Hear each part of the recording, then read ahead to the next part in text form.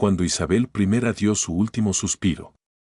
El 24 de marzo de 603. Inglaterra lamentó el fin de una era. La reina virgen había gobernado durante 45 gloriosos años, transformando a Inglaterra en una formidable potencia europea. Pero a medida que la nación estaba afligida, pocos podrían haber imaginado la impactante transformación que nos esperaba. Ellos bajo su nuevo monarca, James Carlos Estuardo, rey de Escocia, sería traer al trono inglés escándalos tan explosivos harían de Elizabeth. La corte parecía un convento. Su reinado estaría marcado por pasiones prohibidas, conspiraciones asesinas y relaciones tan controvertidas que amenazó los cimientos mismos de la realeza. Autoridad. La Inglaterra que James lo que se heredó fue una nación moldeada por reglas rígidas, valores protestantes y sociales, jerarquías. La corte de Isabel había sido una actuación cuidadosamente orquestada de dignidad real, donde la reina, el estado de soltería se había convertido en un símbolo de la independencia de Inglaterra y el favor divino. El establishment protestante esperaba sus monarcas para encarnar la rectitud moral y mantener el delicado equilibrio entre la iglesia, la nobleza y la corona. El escándalo sexual no fue meramente personal. Fracasando, fue una catástrofe política que podría desestabilizar todo el reino. Sin embargo, James los destrozaría. Expectativas con un descaro que dejó sus súbditos tambaleándose. Nacido en la piedra. Cámaras del Castillo de Edimburgo el 1 de junio. 25 de 1566. James entró en un mundo ya manchado con sangre y traición. Su madre, María, reina de Escocia, fue la bella y condenada reina católica cuyo romanticismo, los enredos habían escandalizado a Escocia y finalmente le costó el trono. Cuando James tenía apenas 13 meses, Mary tenía obligada a abdicar tras su matrimonio desastroso con el conde de Bothwell, ampliamente sospechoso de asesinato. Su anterior marido, Lord Darnley, el propio padre de James, el niño rey, era empujado al despiadado mundo de la política escocesa, donde la religión, la guerra y las rivalidades entre clanes se convirtieron la infancia en un campo de batalla protestante. Los regentes tomaron el control de los jóvenes. La educación del rey, determinada a moldearlo en su ideal de un monarca piadoso, rodearon a James con severidad.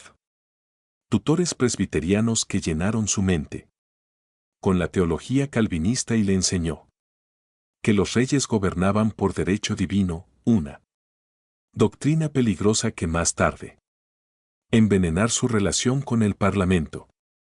El niño brillante pero solitario inmerso, él mismo en los libros, desarrollando una intelecto que impresionó incluso a sus enemigos. Sin embargo, este intelectual, la precostumbre tuvo un precio terrible. James creció hambriento de calor humano, desconfiado de las emociones y desesperado por el afecto que sus duros guardianes le negaron. Él. A los 13 años, James experimentó su primera, el sabor del amor y su primera devastación. Traición. Esme Stuart, duque de Lennox, llegó a la corte escocesa en 1579. Como una visión de otro mundo. Esto. Sofisticado noble francés, con su modales elegantes y continental refinamiento, deslumbró a los impresionables. Joven rey. James se enamoró profunda y abiertamente. Bajo el hechizo de Stuart, bañándolo con honores y gastar todo lo posible. momento en su compañía. La relación escandalizó a la élite protestante de Escocia, que vio en Stuart no solo a un católico. Influencia, pero evidencia de algo antinatural. Deseos que amenazaban la vida misma del rey. Alma. Los señores protestantes actuaron con rapidez y despiadadamente. En 1582 organizaron la incursión de Ruthven, secuestro de James y obligándolo a desterrar a su amada Stewart. Se le ordenó al duque que se marchara Escocia inmediatamente, para no regresar jamás. Stuart murió en Francia poco después de su exilio, y James estaba inconsolable. El trauma temprano le enseñó al rey una amarga lección. Sus afectos eran políticos. Armas que sus enemigos no usarían. Dudan en usarlo contra él. Sin embargo, más bien que aprender a ocultar sus sentimientos. James parecía volverse más audaz en su apegos, como si desafiara a sus súbditos. Para desafiar su autoridad divina a amar a quien él eligió.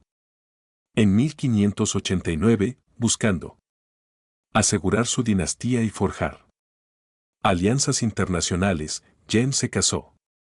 Ana de Dinamarca, de 14 años, en una ceremonia que fue más política contrato que la unión romántica. A pesar de su evidente preferencia por los hombres compañeros, James sorprendió a muchos por desarrollando un afecto genuino por su joven novia y demostró ser inteligente, animado y notablemente tolerante con ella. Peculiaridades del marido. Ella le dio varios hijos, entre ellos el futuro Carlos III, y creó una espacio de relativa normalidad dentro de él. El mundo cada vez más extraño de James. Corte. Sin embargo, incluso el amor paciente de Ana no pudo llenar el vacío emocional que impulsó a James a buscar algo cada vez más intenso. Relaciones con sus favoritos masculinos. Cuando Elizabeth Jay murió sin hijos. En 6003. James heredó no solo una corona sino también la mayor oportunidad de su vida. ¿Cómo? James ganó de Inglaterra, él comandó recursos y autoridad que eclipsaban su patrimonio escocés. Más importante aún, él se liberó del escrutinio sofocante de la iglesia presbiteriana escocesa y nobleza que había controlado cada uno de sus mudarse desde la infancia. En Inglaterra, rodeado de una riqueza que supera sus sueños y cortesanos deseosos de ganarse el favor, James finalmente pudo satisfacer sus deseos, sin temor a otra incursión de Ruthven. Lo que siguió conmocionaría a una nación que pensó que había visto todas las formas de la realeza. Exceso. La corte inglesa no estaba preparada por la transformación que James trajo a vida real, donde Isabel había mantuvo una atmósfera de control. Elegancia, James creó un carnaval de indulgencia, las fiestas se volvieron bachelianas. Exhibiciones de glotonería con el rey. Él mismo liderando la carga en consumo de alimentos y vinos que embajadores extranjeros disgustados. Él. Rituales cuidadosamente coreografiados de Tuda. La vida cortesana dio paso a escenas caóticas de embriaguez y comportamiento grosero. Pero la mayoría. Lo más impactante de todo fueron los jóvenes que dominaba cada vez más al rey. Atención, pasando de la oscuridad a posiciones de enorme poder a través de solo el favor real. El primer gran James. El favorito inglés era Robert Carr, un apuesto joven escocés que atrapó la ojo del rey en 6007. Carr no había sido más que un paje al servicio de otro cortesano. Pero Después de romperse una pierna en una carrera de equitación. Accidente ante el rey, se encontró. El mismo objeto de la obsesión real. James visitó a Carr diariamente durante su recuperación. Y cuando el joven estaba lo suficientemente bien como para asistir a la corte, se convirtió en el compañero constante del rey. Dentro. Meses después, Carr fue colmado de honores y riqueza que asombró al veterano. Cortesanos. Fue casado, concedido extensas tierras y eventualmente elevadas al eldón de Somerset. El rey. El enamoramiento era tan obvio que los diplomáticos lo informaron a los gobiernos como factor clave en el inglés. Política. La transformación de Robert Carr, de paje a conde de Somerset, representó más que personal favoritismo. Era un principio fundamental. Desafío al orden social de Inglaterra. Durante siglos se había ganado el estatus de noble. Por nacimiento, servicio militar o excepcional habilidad administrativa. Pero el ascenso meteórico de Carr se basó únicamente en su capacidad para cautivar al rey. Afectos. No tenía militares. Experiencia, sin formación administrativa. Y sin sangre noble. Sin embargo, James nombró. Lo llevó a puestos cruciales en el gobierno. Incluido el secretario de Estado, dándole poder sobre la política exterior de Inglaterra. La nobleza tradicional observaba con horror. Mientras este advenedizo escocés tomaba decisiones que afectó a todo el reino. Su autoridad que deriva únicamente de su posición en la cámara del dormitorio real. La influencia de Carr se extendió mucho más allá de sus títulos oficiales. Se convirtió en el guardián del favor real con ambiciosos cortesanos obligados a implorar su intercesión para acceder al rey extranjero. Los embajadores cortejaron a Carr con el mismo deferencia que una vez reservaron para él. El propio monarca. El favorito. Riqueza acumulada a un ritmo asombroso. Aceptar sobornos y vender cargos. Con corrupción descarada. James parecía ciegos a estos excesos, o tal vez simplemente no le importó. Cuando los críticos se atrevieron a cuestionar la idoneidad de Carr para un alto cargo, el rey respondió con tanta furia que pocos se arriesgaron a un segundo desafío. El mensaje fue claro: atacar a Robert Carr era atacar al propio rey. Pero la posición aparentemente inquebrantable de Carr finalmente sería destruido por su propia voluntad, ambiciones y la oscuridad que acechaba bajo la superficie brillante de vida cortesana jacobiana. En 1613, Carr cayó apasionadamente enamorado de Francisco Howard, el bello y despiadado condesa de Essex. Solo había un problema. Francesco ya estaba casado con Robert Tew, conde de Essex, y el deseo por Carr solo era igualado por el de ella. Odio por su marido.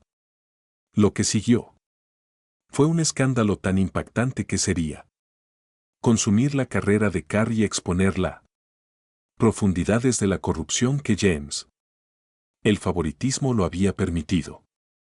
El escenario estaba preparado para el asesinato, la traición y el tipo de procedimiento judicial que horrorizara a una nación. Francis Howard decidió casarse con Carr. Pero ella. El matrimonio existente con Essex se encontraba en el camino. Con el conocimiento de Carr y asistencia, se embarcó en una campaña para anular su matrimonio alegando que nunca se ha consumado. Una humillación. Acusación de que requería invasividad. Exámenes médicos y públicos. Testimonios sobre lo más íntimo. Detalles del matrimonio aristocrático. Los procedimientos de enrolamiento escandalizaron a Londres. Sociedad, pero el propio James intervino para asegurar el resultado que Francisco deseaba. El rey nombró una comisión repleta de sus partidarios que declararon debidamente la matrimonio en Essex inválido a pesar de un escepticismo generalizado sobre la evidencia. Con los obstáculos legales una vez eliminados, Carrie y Frances quedaron libres. Casarse en diciembre de 1613. En una ceremonia que personificaba el exceso de James. Corte, el rey gastó la enorme suma de 53,000 pesos en festividades de boda, más que los ingresos anuales de muchos nobles. Pero, mientras Londres celebraba, susurraban. Circuló sobre Sir Thomas Overbury, el ex amigo y consejero de Carr, quien se había opuesto violentamente al matrimonio. Overbury había sido encarcelado en la Torre de Londres a principios de ese año después.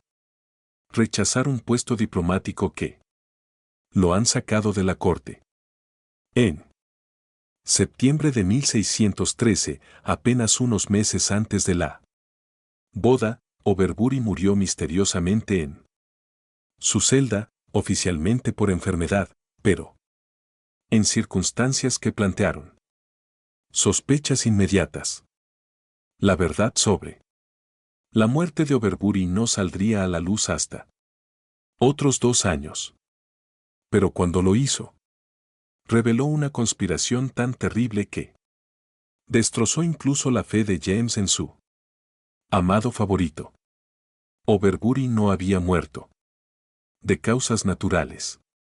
Había estado lentamente envenenado por una red de conspiradores dirigida por la propia Frances Howard, trabajando con funcionarios corruptos de la torre. Frances había hecho arreglos para que Overbury recibiera una dieta constante de veneno disfrazado de medicina. El plan de asesinato fue elaborado y metódico, involucrando múltiples cómplices y que requieren meses de planificación cuidadosa. Lo más condenatorio de todo. La evidencia sugería que Robert Carr había. Se sabe del envenenamiento y se ha hecho nada que lo detenga. Cuando el Overbury. La conspiración de asesinato finalmente salió a la luz. En 1615 desencadenó el mayor sensacional juicio penal de los primeros. Siglo XVII. Francis Howard confesó su culpa y se arrojó al suelo. La misericordia del rey.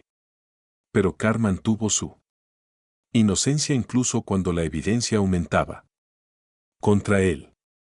Los juicios revelaron que no solo asesinato, sino una red de corrupción que se extendió por todo James. Administración. Los funcionarios de la torre aceptaron sobornos. Los médicos de la corte habían sido sobornados y el propio sistema de la justicia real había sido pervertida. Servir a las pasiones del rey favorito. Las revelaciones horrorizaron a los público inglés y observadores extranjeros. Por igual, que vieron en el asunto Overbury prueba de que la indulgencia de James hacia los favoritos habían corrompido el mismísimo fundamentos del gobierno. James se enfrentó la decisión más difícil de su reinado. Su amado Carr quedó convencido del asesinato y la opinión pública exigió justicia. Sin embargo, perdonar a Carr sería confirmar cada acusación de la realeza, favoritismo y corrupción, mientras ejecutarlo sería una admisión de que el juicio de James fue fatalmente defectuoso. En Al final, el rey eligió un camino intermedio. Eso no satisfizo a nadie. Carrie y Frances fueron condenados a muerte, pero permanecieron en la torre bajo protección real. Su sentencias no ejecutadas ni conmutada oficialmente. El favorito que una vez pareció destinado a un ducado fue efectivamente borrado de la vida pública. Un recordatorio vivo de lo catastrófico. Consecuencias del favor real descontrolado. La destrucción de Robert Carr podría. Le he enseñado a James una lección sobre la peligros de la confianza absoluta en su favoritos, pero en cambio parecía hacer. Lo hizo más desesperado que nunca por conexión emocional. En el vacío que quedó. Al caer el coche pisó un joven que convertiría a todos los anteriores favoritos de la realeza. Parecen meras notas a pie de página en la historia. George Villiers era todo lo que Carr tenía. Estado y más. Devastadoramente guapo. Intelectualmente dotado y poseedor de un carisma que podía doblegar incluso a los más endurecidos cortesanos a su voluntad. Cuando James I vio a Villiers en 1614, el rey ya tenía más de 40 años, pero se enamoró con toda la intensidad de un enfermo de amor. Adolescente. George Villiers nació en pequeña nobleza, el hijo menor de un Lestersanat cuya familia tenía más ambición que riqueza. Reconociendo la extraordinaria belleza de su hijo y inteligencia, su madre María tenía.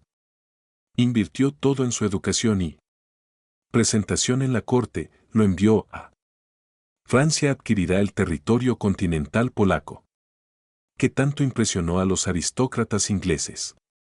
Y cuando él regresó, ella maniobró incansablemente para colocarlo en el trono del rey. Camino. La inversión rindió frutos más allá de sus posibilidades. Sueños más locos. Dentro de un año de su llegada a la corte, Villiers había sido capturado. No solo la atención del rey, sino la suya. Devoción completa. Santiago lo llamó Esteini según San Esteban, cuyo rostro era. Dijo que brillaba como un ángel y habló de él en términos que impactaron incluso a un corte acostumbrada al favoritismo real. El ascenso de George Villiers fue aún más meteórico que el de Robert Carr, pero se logró con un sofisticación que Carr nunca había tenido. Poseído. Villiers comprendió que el poder en la corte de Jacobo se requería más que favor real. Exigía la capacidad de navegar relaciones políticas complejas y construir coaliciones entre competidores. Facciones. Cultivó relaciones con nobles destacados, extranjeros, embajadores y funcionarios de la Iglesia, construyendo gradualmente una red de influencia que se extendió mucho más allá de su relación personal con el rey. A diferencia de K.R., que se había distanciado del sistema establecido. Cortesanos por su arrogancia, Villiers usó su encanto e inteligencia para ganar aliados y neutralizar enemigos potenciales. En 1617, apenas 3 años después de a su llegada a la corte, Villiers había sido elevado a conde de Buckingham, un título que conllevaba un enorme prestigio y ingresos sustanciales. Pero James estaba lejos de haber terminado de colmar de honores a su nuevo favorito. En 1618, Villiers se convirtió en marqués de Buckingham y en 1623 alcanzó la cima de la nobleza inglesa. Como duque de Buckingham, el primero duque no real creado en más de un siglo. Cada promoción estuvo acompañada mediante concesiones de tierras, oficinas y Privilegios que hicieron de Villars uno de los hombres más ricos y poderosos del mundo. Inglaterra.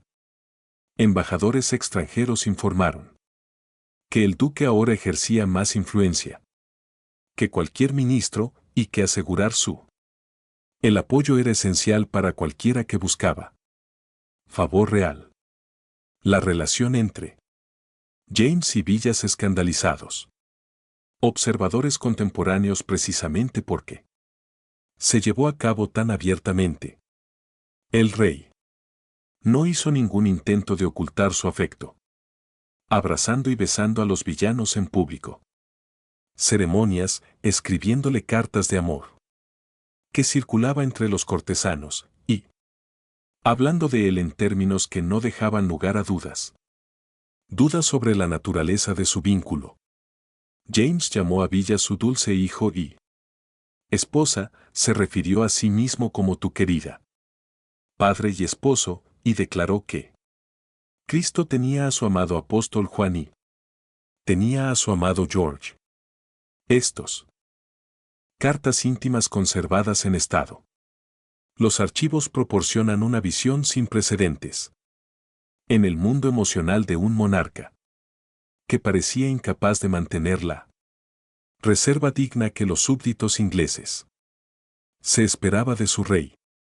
La reina Ana. La muerte en 1619 eliminó el último influencia estabilizadora en James. Comportamiento cada vez más errático. Cuando su esposa se fue, el rey se volvió aún más dependiente de los villanos para el bienestar emocional. Apoyo, aferrándose a él con un desesperación que avergonzaba a los cortesanos y visitantes extranjeros por igual. James fue. Ahora, en sus 50 años, sufre de varias enfermedades exacerbadas por décadas de beber y comer en exceso, mientras que Villars estaba en su mejor momento, joven, hermosa y cada vez más segura de sí misma. Su poder. La dinámica entre ellos cambió sutil pero significativamente con el favorito ahora más abiertamente manipulando los afectos del rey para promover sus propios intereses y los de los demás. Su extensa red familiar. Villas usó su posición para participar en el nepotismo, en una escala que conmocionó incluso a una sociedad acostumbrados al avance familiar a través de favor de la corte. Su madre fue elevada a condesa de Buckingham. Sus hermanos recibieron títulos de caballero y lucrativos puestos, y sus familiares eran. Se casó con una de las mujeres más famosas de Inglaterra. Prestigiosas familias nobles. Los Villars. El clan se convirtió en una estructura de poder paralela dentro del Estado inglés, controlando acceso al patrocinio real y funcionando efectivamente como un gobierno alternativo. Tradicional. Nobles que podían rastrear su linaje. Siglos atrás se encontraron. Suplicado por villanos advenedizos. Parientes cuya única cualificación era su conexión con el favorito real. La influencia del duque se extendió a todos los aspectos de la política gubernamental desde el exterior. Asuntos hasta nombramientos religiosos. Él negoció con potencias extranjeras como si fuera él. Era un príncipe soberano. Aceptaba sobornos de varios tribunales europeos y perseguidos. Iniciativas diplomáticas que sirvieron a su intereses personales más que los de Inglaterra. Necesidades nacionales. Su tema más controvertido. La aventura fue el viaje de 1623 a Madrid. Con el príncipe Carlos, aparentemente para negociar un matrimonio entre el príncipe y el infante español. La misión era un desastre diplomático que casi provocó la guerra con España. Pero Villars emergió del fracaso más poderoso. que nunca, después de haber convencido a James de que los españoles habían insultado deliberadamente honor inglés. Para la década de 1620, el resentimiento contra los villanos había llegado a un punto peligroso. Niveles en toda la sociedad inglesa. El Parlamento criticó abiertamente su políticas y pidió su destitución. Mientras circulaban panfletos en Londres, comparándolo con un notorio miembro de la realeza. Favoritos de la historia inglesa que habían. Tuvo un final violento, la arrogancia del duque. Y la corrupción había creado enemigos en todo el espectro político. Desde los reformadores puritanos que lo vieron como un símbolo de la decadencia real a la tradición. Aristócratas que resentían su intrusión en su esfera de influencia. Sin embargo, James permaneció firmemente leal a su favorito, negándose a escuchar críticas y amenazando a quienes se atrevieron a cuestionar la conducta de Villas. La crisis llegó a un cabeza durante la desastrosa expedición a Cádiz en 1625, poco después de Carlos el Fud había sucedido a su padre en el trono. Villas, ahora sirviendo como señor. El almirante, a pesar de no tener ninguna fuerza naval experiencia, organizó un ataque contra él. Puerto español que dio lugar a humillante derrota y enorme pérdida de vida. El fracaso de la expedición proporcionó el Parlamento con las pruebas que necesitaban para destituir al duque por incompetencia y corrupción. Carlos el Festo, que había heredó tanto el trono como el apego del padre a Villas, defendido el favorito con la misma obstinación que James había demostrado, crear una crisis constitucional que trajo Inglaterra al borde de la guerra civil. El final llegó de repente y violentamente. 23 de agosto de 1628 en la taberna Greyhound, en Portsmouth. John Felton, un oficial del ejército descontento que culpó Villiers por los fracasos militares de Inglaterra y su propia ruina financiera, se acercaba el duque mientras se preparaba para otro expedición militar. Con un solo de un golpe de cuchillo, Felton acabó con la vida del hombre que había dominado el inglés política durante más de una década. El asesinato causó una gran conmoción. La corte y la nación, pero también proporcionó una liberación para años de tensión y resentimiento acumulados. Muchos. Los ingleses no veían a Felton como un asesino, sino como un patriota que se había librado el país de una influencia corrupta. James Elfarn había muerto 3 años antes.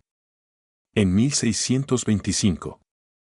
Su espíritu quebrantado por años de excesos y la tensión de defender su cada vez más favorito impopular. Sus últimos años se ha caracterizado por el declive físico y inestabilidad emocional como el rey que una vez había parecido tan confiado en el derecho divino apareció cada vez más incierto y aislado. El hombre que había sorprendió a Inglaterra con su abierto favoritismo y relaciones escandalosas dejadas atrás. Una monarquía fundamentalmente debilitada por sus indulgencias personales y políticas. Fracasos. Su hijo Carlos I heredó no solo una corona sino un legado de conflicto constitucional y religioso. División que finalmente le costaría su cabeza. El reinado de Jaime II representa uno de los temas más controvertidos periodos en la historia real inglesa. Una época cuando el escándalo personal y político, la corrupción se combinó para socavar los cimientos mismos de la monarquía. Autoridad. Sus relaciones abiertas con los favoritos masculinos, aunque impactantes para los observadores contemporáneos, revelaron una comprensión más profunda. Problemas con el ejercicio de la absoluta poder en un mundo cada vez más complejo. Entorno político. El rey. Incapacidad de separar su privacidad. Afectos de sus deberes públicos. Creó una cultura de favoritismo y corrupción que envenenó el inglés. Política durante décadas. Los escándalos de su reinado no fue meramente personal. Fallas, sino síntomas de un problema más amplio.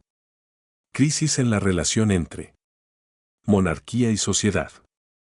El legado de el escandaloso reinado de Jacobo se extendió mucho más allá de su propia vida, contribuyendo directamente a los conflictos constitucionales que destrozaría a Inglaterra en el décadas siguientes.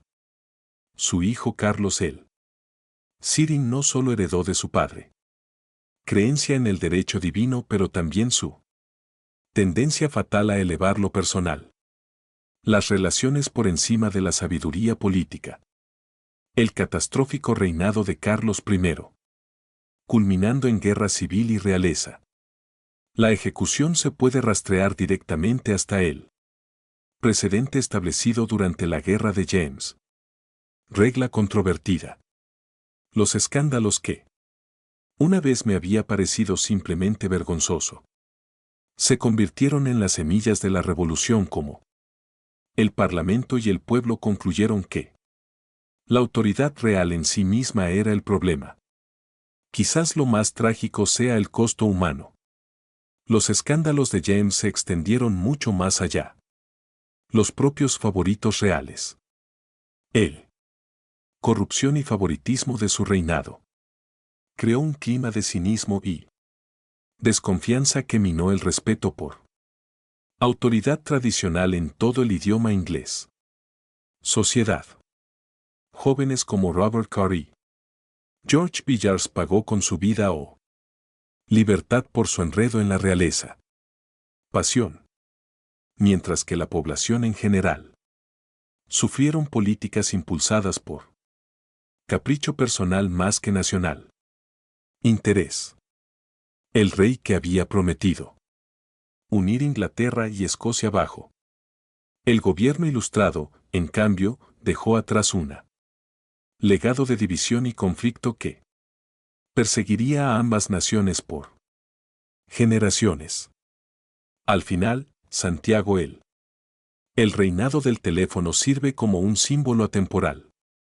Cuento con moraleja sobre los peligros de el poder sin control y la corrupción que fluye de colocar el deseo personal por encima.